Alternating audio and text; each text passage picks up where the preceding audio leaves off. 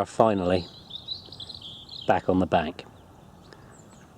Most of the winter, well, all of the winter, we've not been fishing. We've been so busy with the cafe, the new business, and something had to give, and it was the fishing.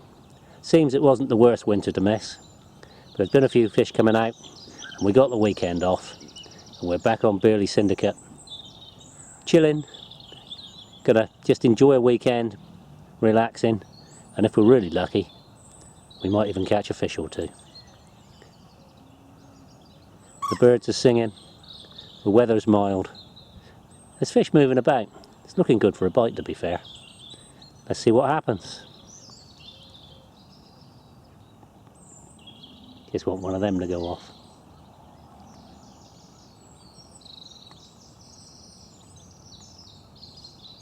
Well, we've got there. We're finally back out on the bank cooking. We're very excited to have two lots of new toys to play with. We've got the new all black RidgeMonkey. It's got new handles. As you can see, it comes in both sizes and comes complete with tools on the inside. Everything you need just to get cooking. Well, let's get these out of the way so we can see what we're doing here. Okay, so first recipe of the day, we've got some camembert in the wooden box. That's a vital element of the recipe. We've got some asparagus. It doesn't have to be asparagus, as you will see later. We've got some cocktail sausages. We've got some bread. What we're going to do, hopefully, is melt this brie so you've got like a dipping dish, and we're going to have some dunking tools to dip in. So if you're sat with the lads by the bank, a few beers, need something just to soak up the alcohol, then this is your dish. I'll show you how to do it now. Okay, so here's our RidgeMonkey. Take the tools out, onto the heat. Going to get that pan hot. I've got a little drizzle of oil here, just enough to cook those sausages in. So we're going to just put those in and they'll do their thing. Then we've got our camembert. Now obviously, as I said, it's important that you have the wooden lid, because what I'm planning to do is sit it in the RidgeMonkey. Doesn't really matter what happens to that, but what you need to do is turn it the other way up and sit it back in so that the paper is holding the cheese, as you can see. So while those sausages are doing their thing, I'm going to shut their lid on them. And just to start the whole thing warming up, I'm going to sit that on top of it, because it takes quite a while for that cheese to, or the heat to penetrate the middle of the cheese. So we're just going to start the whole ball rolling, get it warmed up, and then it's just a waiting game at the moment. Okay, so we're getting to the point now. Our sausages are getting to the point where they're almost cooked, as you can see. So I've just got some asparagus. I'm just going to pan fry it off. And we'll just leave that for a couple of minutes. Put our cheese back on top so it's getting warm the whole time. Okay, so we've got our asparagus, we've got our sausages in there. We just need to put a little bit of oil in this back corner. And we're just going to quickly fry some bread. Again, this is going to be something you can dip into the cheese. So we'll just shut that for a minute and then wait till it's brown, then we'll turn it over. Okay, so we've got our 3 lots of dipping tools here. We've got some nice fried bread. I'm just going to put that on top of the sausages and the asparagus, and then we're just going to sit this on here now and shut the lid on it and get that camembert getting all oozy, melty and ready to eat.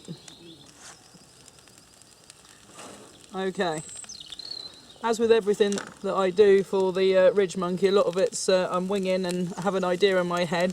In hindsight, we probably should have done the camembert first. It takes a lot longer than you think. So if you reverse what I've watched, or what you've watched, and do the camembert from the start, and then do the dips, then you'll be on the right track. So now we've got some very nice molten, let's dip a sausage in there. Here we go, look. That's the kind of thing. Let me just try and show that off to you. Now you can just have your beers, dip your cheese, and away you go. Doesn't get much better than that on a cold night, does it?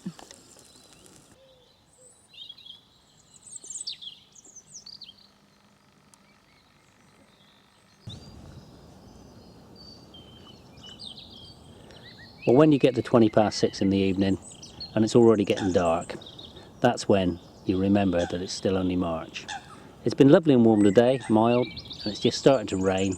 However, the temperature's dropping, and the only bite we've had today was some absolutely gorgeous steak that came from the Hungry Carper. Thanks, Anton. It was really, really delicious. We're hopeful for a bite in the night, but if not, a good night's sleep's what we really need. So if we don't have anything in the night, we'll see you in the morning.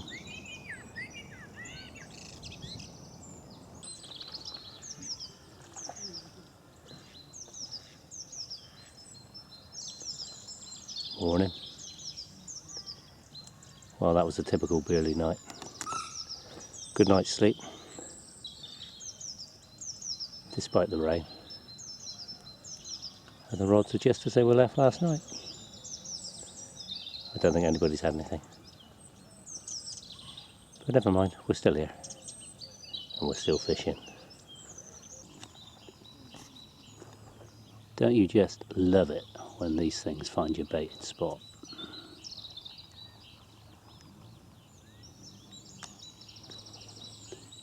And what's worse than one coot? Two coots.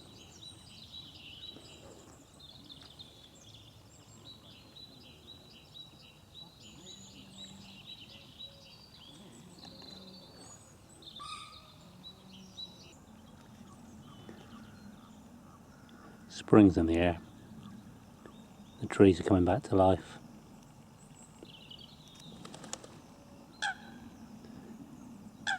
The ducks are beginning to pair up, show off. Won't be long before the fish start spawning again. And then we'll struggle to catch anything even more. But at least after spring, we get the summer.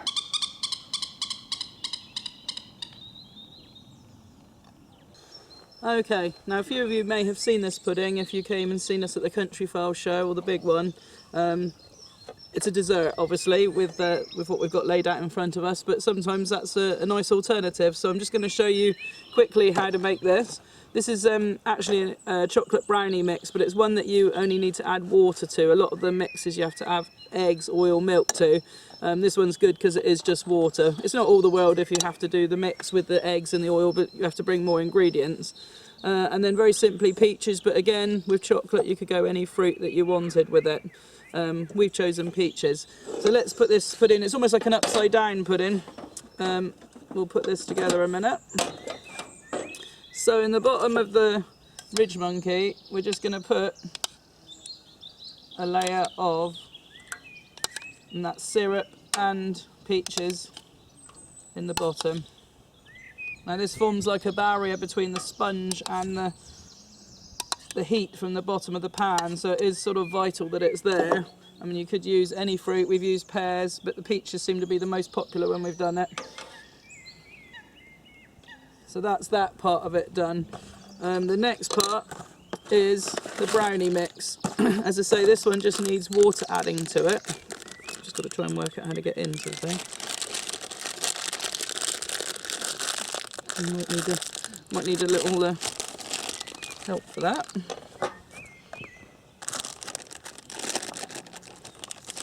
Thank you. Now to this packet you add 5 tablespoons of cold water. We may not need all of the packet, so I tend to just use a little bit of judgment on that front. There we go. And then we want probably about 2 or 3 tablespoons of water. I'm going to go with 3 here and have a look. It doesn't matter if it's a slightly thick mix because we're obviously putting it on top of the syrup there. It's looking like it might be about right.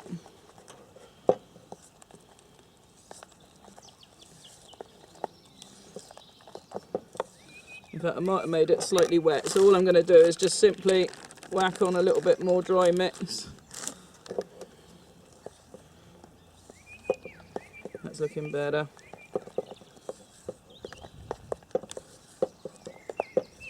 And then very simply, I'm just going to drizzle it over the top of the peaches. It's quite a decadent sweet, really. Whoops.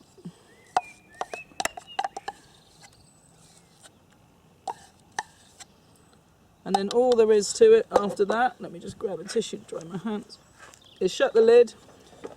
And it's best to keep the lid shut for as long as possible and then get the heat going. Once you feel you've got the heat up to temperature, then you need to turn it down as low as possible because too aggressive a heat will burn it. But it takes about 15 to 20 minutes.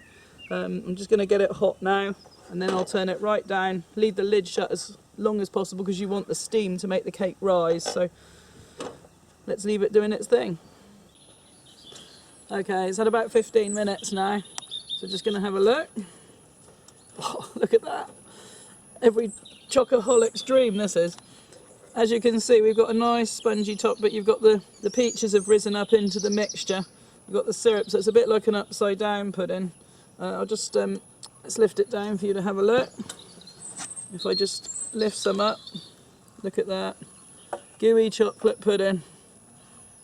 And let me tell you, it was extremely popular at the show that we cooked it on, which is where I made its debut. Doesn't get easier than that, does it? Okay, since we're on a pudding roll, I'm going to keep going with it. This is one I haven't actually tried, so we're just going to blag our way through it and see what happens.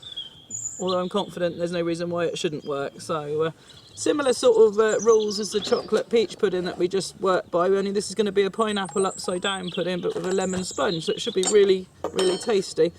I've got pineapple rings here, which I'm just going to line the bottom of the RidgeMonkey with, as you can see.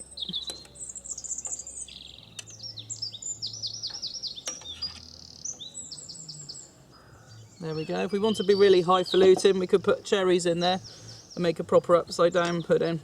So then we've got our dry mix here. This is a lemon sponge mix. Now I'm only going to use half of this, otherwise we'll end up with too much mix. So you could get another session off of it.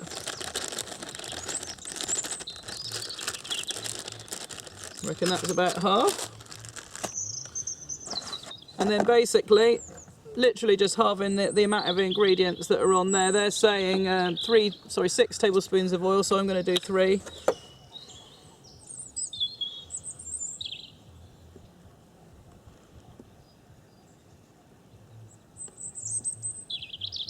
That's 3. And then we need, it says 3 eggs, I'm just going to go with 1. So 1 egg. And then it says 180 mils of water, so we would be 90, but instead of the water I'm just going to use a little bit of the pineapple juice from the tin here. I'm going to go with 3. Actually, we might stop at 2 and just have a look at that. Just mix it together, because I want it on the thick side rather than the thin side.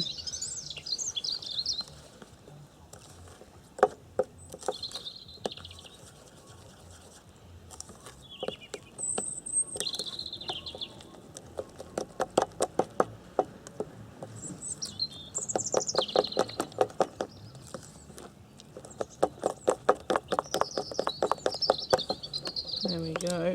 That's a nice thick mix. Make sure there's no floury lumps in it.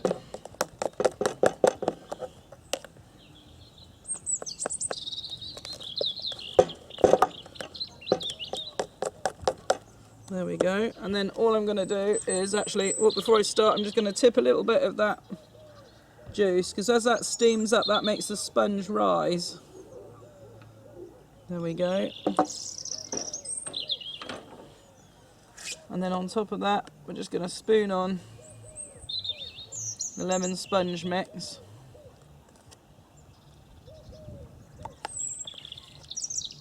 It will spread as it cooks, so you don't need to be too precise about it.